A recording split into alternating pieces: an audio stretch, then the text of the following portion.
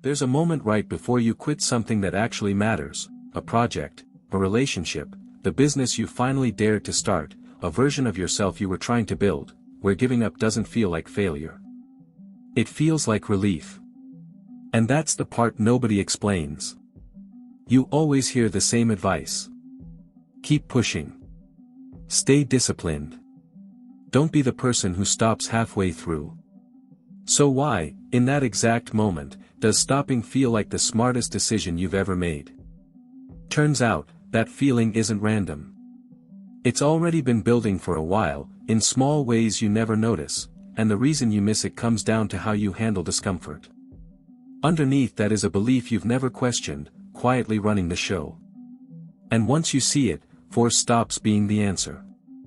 That's exactly what we're getting into here, the real, often invisible mechanics behind why quitting ends up feeling like the smarter move, even when it isn't.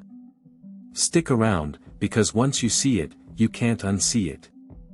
So here it is, the thing you can't unsee. That moment back there, where stopping suddenly felt like the smartest decision you've ever made. Your brain wasn't rewarding you for making the right call. It was rewarding you for making the pressure stop. And those are two completely different things that just happen to feel identical in the moment. Think about what relief actually is, physically. It's not a judgment. It's not your body confirming you did the right thing. It's just what happens when tension gets released, any tension, from any source. Your nervous system doesn't have a separate reward system for, I quit something that was bad for me, versus, I quit something that mattered. It runs the same script either way. Pressure builds, pressure drops, brain fires the same relief signal. That signal has no idea what you were actually walking away from. That's why closing your laptop on a hard problem feels weirdly similar to walking out of a bad relationship. Or why skipping the gym gives you almost the same instant lightness as finally quitting a job that was draining you. The feeling is honest. It just isn't telling you the truth you think it's telling you. And this is where it gets uncomfortable, because most people treat that relief as evidence. They feel lighter the second they stop, and their brain quietly writes the story, I feel better, so this must have been the right move. But relief only tells you the tension is gone. It never tells you whether the tension was protecting you from something real, or whether it was the exact discomfort you needed to sit through to get somewhere that mattered. Here's the part that actually explains why willpower alone keeps failing you. You're not fighting laziness. You're not fighting weakness. You're fighting a reward system that fires the same way whether you're escaping a burning building or walking away from 6 months of progress. Telling yourself to just push through harder doesn't touch that mechanism at all. It's not a character problem, it's biology doing exactly what it's designed to do, with zero context about what you're actually giving up. So if relief isn't proof you made the right choice, what is it? Just a signal that pressure ended. Nothing more. Which means the real question was never, why did stopping feel so good? You already know why. Every stop feels good. That's what stopping does. The real question is when the decision to stop actually got made. Because here's the uncomfortable part, by the time you feel that wave of relief, the choice wasn't made in that moment at all. It was made earlier. Quietly. In ways you probably didn't even notice were happening. And that's the part most people get completely wrong about themselves. You imagine quitting as a single moment, the day you finally said the words out loud, the day you sent the message, the day you didn't show up. But that's not when the quitting happened. That's just when it became visible. The real thing starts weeks, sometimes months earlier, and it doesn't look like quitting at all. It looks like showing up 5 minutes later than you used to. It looks like still paying for the gym membership but somehow always finding a reason the timing's off. It looks like sitting across from someone you love and realizing you've stopped actually listening, even though you're nodding at the right moments. None of that feels like quitting while it's happening. It just feels like a slow day. A busy week. A rough patch. Here's what's actually going on underneath that. Every time you avoid something small, the hard conversation, the extra rep, the follow-up email, you're not resting. You're withdrawing. And withdrawal doesn't announce itself. It accumulates in silence, one skipped moment at a time, until the gap between who you were showing up as and who you've quietly become is too wide to ignore. That's the day it looks sudden. That's the day you say, "I quit." But the actual decision was made in 100 smaller ones you never labeled as quitting because none of them felt big enough to count. This is why willpower always shows up too late to help. You're bracing yourself for one big moment of weakness, the day you'll finally cave, while the real damage is happening in moments too small to trigger any alarm. Nobody sets off warning bells over skipping one workout, or letting one text go unanswered a little too long. So you never brace for it. You just wake up one day already gone. And this is where it gets personal, because think about the last thing you actually quit. It probably didn't end with a dramatic decision. It ended with you finally admitting, out loud, something that had already been true for a while. The relationship didn't end the day you left. It ended the day you stopped trying to understand the other person and started just tolerating them. The job didn't end the day you turned in your notice. It ended the day you started doing exactly enough to not get fired and nothing more. So if the real quitting happens in these small, invisible withdrawals, not in one dramatic moment, then the actual question isn't, "Why did I finally give up?" It's a different question entirely. It's why, at some specific point, you stopped being willing to sit with the discomfort of trying. Because that's really what each of those small withdrawals was protecting you from. Not the big thing. Just the next uncomfortable 5 minutes of it. So if avoiding discomfort is the actual mechanism behind quitting, here's the question that matters. Why do some people seem able to sit inside that discomfort for way longer than everyone else, without it breaking them? The easy answer is that they're just tougher. More disciplined. Built different. That answer feels satisfying, but it's wrong, and it's actually a convenient lie, because it lets you off the hook. If someone else is just built different, you don't have to examine what's actually happening in your own head when things get hard. You get to stay a spectator to your own life instead of looking closely at it. Here's what's actually different. It's not their tolerance for discomfort. It's how they interpret it. When most people feel that first wave of resistance, the boredom, the frustration, the urge to check your phone, the ache in your legs on rep 8, they read it as a signal. A stop sign. Something telling them this isn't working, or this isn't for me, or I should be feeling better than this by now. But people who stay longer read the exact same sensation completely differently. To them, discomfort isn't a stop sign. It's just information that something is happening. Nothing more. Think about the difference between someone who hears their own heavy breathing during a hard run and thinks, "I need to stop," versus someone who hears the same breathing and thinks, "This is exactly what it's supposed to feel like right now." Same lungs. Same burn. Same heart rate. Completely different next move, because the sensation got interpreted two different ways before either of them consciously decided anything. This is the gap. Not a gap in willpower, or grit, or motivation. A gap in interpretation.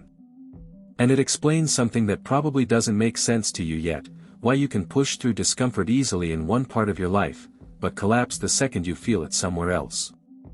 You're not inconsistent. You've just built different interpretations in different areas, usually without ever noticing you did it.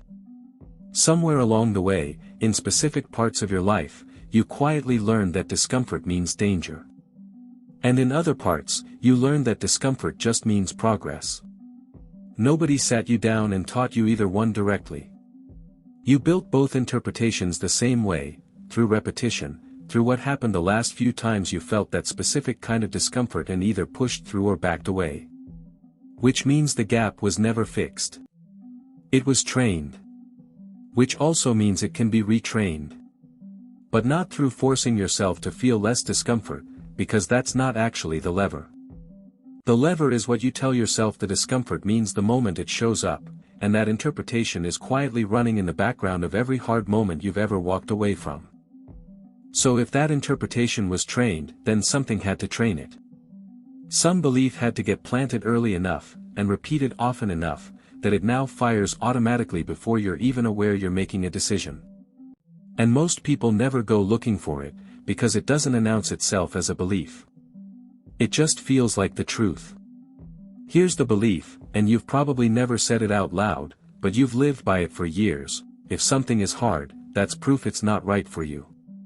Not, this is hard, and hard things take time. Just, this is hard, so I must be on the wrong path. That single interpretation is doing more damage than almost anything else, because it turns every normal obstacle into evidence you should quit, instead of evidence you're simply doing something that matters. Think about where this actually comes from. Somewhere back in school, or in an early job, or in some relationship, you ran into something difficult, and instead of learning, difficulty is just part of the process, you learned, if I were actually good at this, it would feel easier. Maybe a teacher implied it. Maybe you compared yourself to someone who made something look effortless. Maybe you just quietly decided it yourself, one frustrated afternoon, and never questioned it again. It didn't matter how it got planted. What matters is it's been running quietly in the background of every hard decision you've made since. This is why motivation alone never fixes anything long-term. Motivation can get you to start. But the second things get difficult, which they always do, eventually, that old belief resurfaces and reframes the difficulty as a red flag instead of a normal part of the road. You don't consciously think, I believe hard things aren't meant for me. You just suddenly feel done. Tired. Over it. The belief doesn't argue with you. It just quietly changes how the moment feels. And here's the part that should actually unsettle you a little. This belief doesn't just affect big life decisions. It's running during the small ones too, the fifth rep, the second draft, the third attempt at a hard conversation.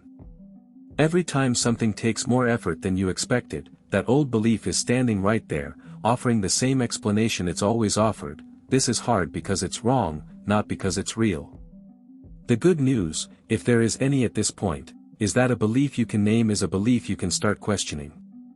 And once you can see it clearly instead of just feeling its effects, something changes. You stop asking, why does this feel so hard, and start asking a much more useful question. Not whether something is hard. Whether hard is actually a reason to stop at all. So here's the better question. Not whether something is hard, but whether hard is actually a reason to stop.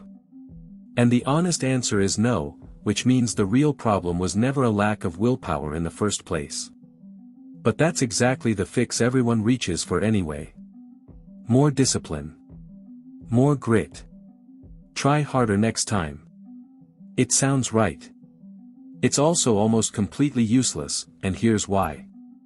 Willpower works like a muscle that fatigues fast, not like a switch you can just flip on demand. Every decision you make throughout the day, what to eat, what to say, what to ignore, what to push through, draws from the same limited reserve. By the time you're standing at the moment that actually matters, the hard workout, the difficult conversation, the 10th attempt at something that keeps failing, you've usually already spent most of that reserve on 100 smaller decisions you didn't even notice making. This is why you can wake up determined and still end the day giving up on something you swore you wouldn't quit. It's not that your commitment was fake. It's that commitment was never the limiting factor. Depletion was. You're not weaker at 9 p.m. than you were at 7 a.m. You've just been spending from an account all day that nobody told you had a limit. Think about the difference between trying to resist a craving right after a huge, satisfying meal versus trying to resist that same craving when you're exhausted, stressed, and it's been a long day of holding yourself together. Same craving. Same person. Wildly different outcome. If willpower were really a fixed trait, that gap wouldn't exist. But it does, every single time, because willpower was never about character. It was always about capacity, and capacity runs out. This changes what quitting actually means. It's not a moral failure. It's not proof you didn't want it badly enough. Most of the time, it's just what happens when you try to run a hard decision through a system that's already empty, and then blame yourself for the system failing. You weren't weak in that moment.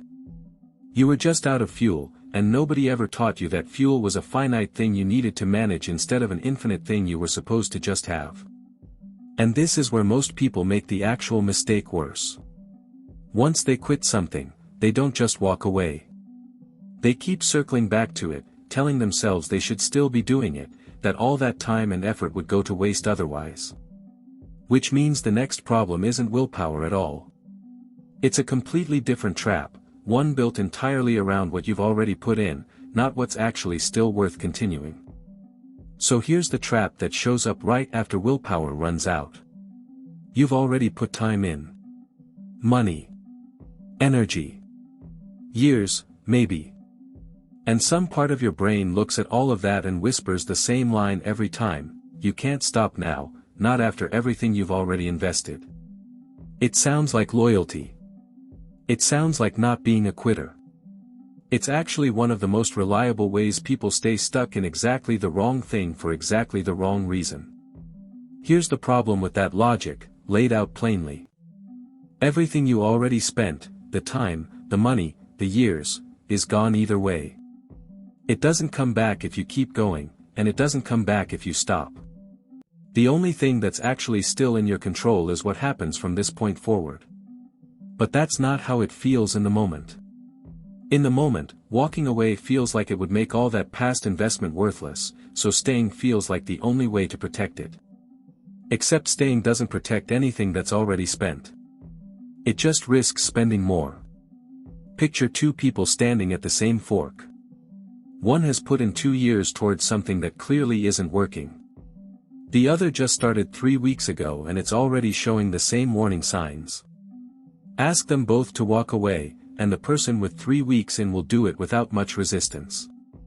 The person with 2 years in will fight you on it, defend it, find reasons it's different. But the actual math hasn't changed.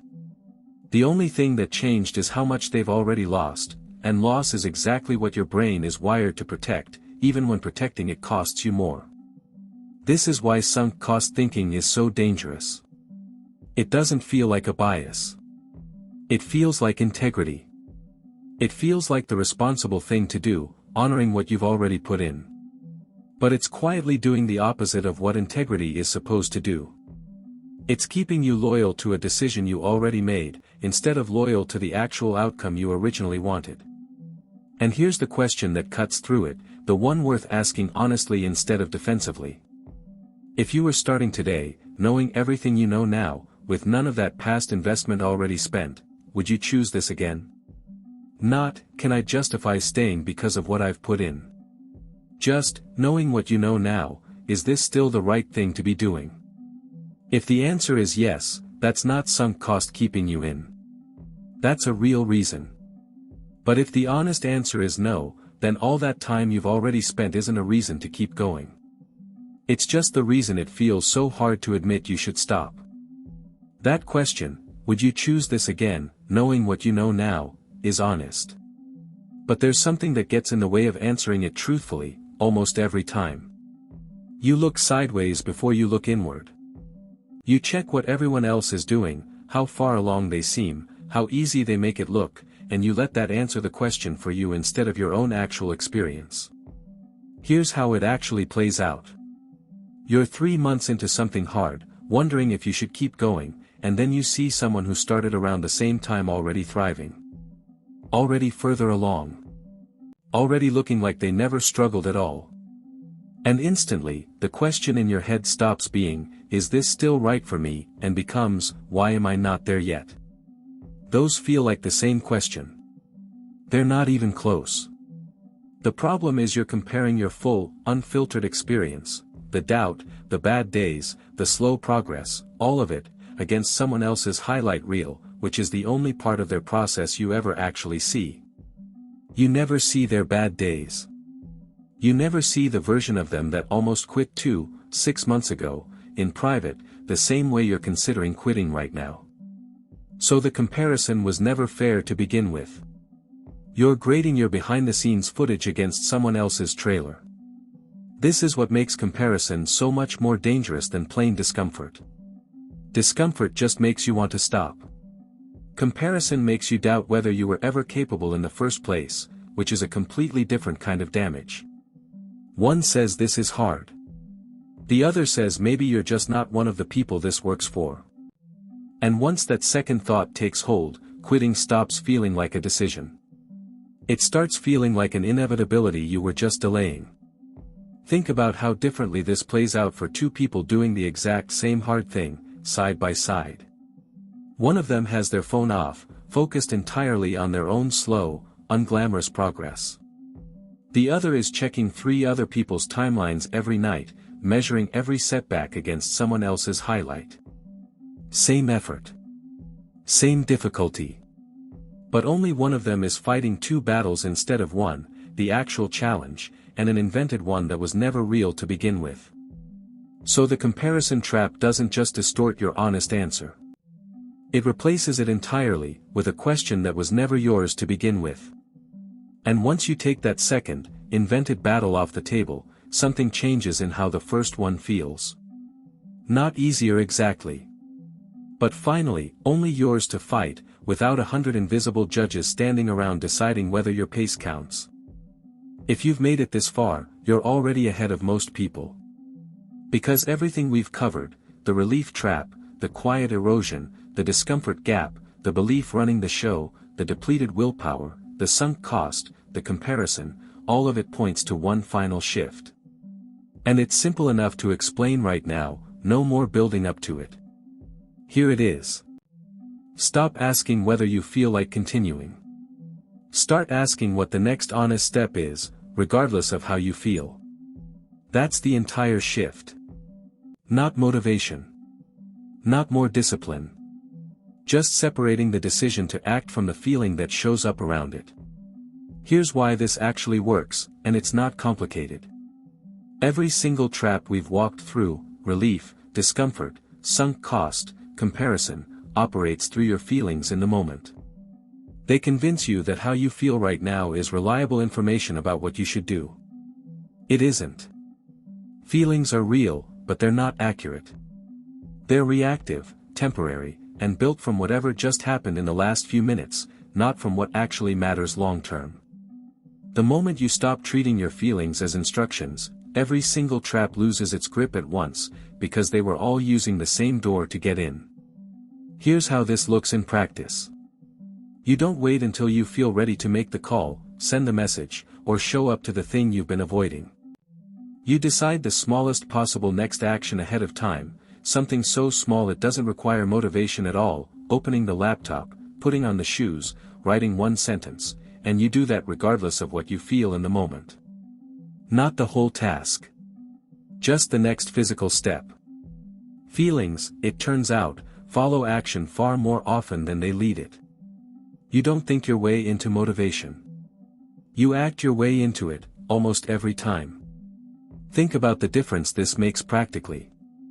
Someone waiting to feel ready to work out skips the gym on hard days, which ends up being most days. Someone who just commits to putting their shoes on, no matter how they feel, ends up at the gym anyway more often than not, because once they're dressed, going the rest of the way stops being a decision. The shoes weren't motivation. They were just small enough to happen without it. This is the piece that actually ties everything back together. The relief trap loses power the moment you stop needing to feel good to keep going. The quiet quit gets caught early because you're tracking actions, not feelings.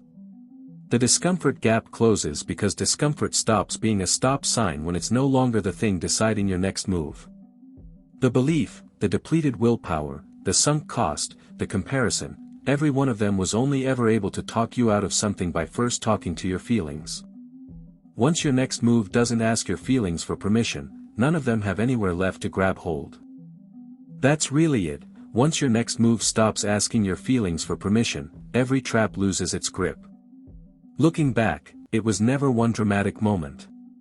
It was relief mistaken for truth, small withdrawals nobody noticed, discomfort misread as danger, a belief that hard means wrong, willpower running out quietly in the background, past investment mistaken for a reason to stay, and someone else's highlight reel mistaken for your own verdict. All of it working through the same door, your feelings, treated as instructions instead of just weather passing through. Tonight, pick one thing you've been avoiding. Don't wait to feel ready. Just take the smallest next step toward it. But here's a question worth sitting with. Everything we just covered, the relief, the discomfort, the sunk cost, doesn't only show up in projects or jobs you're afraid to leave. It shows up closer than that.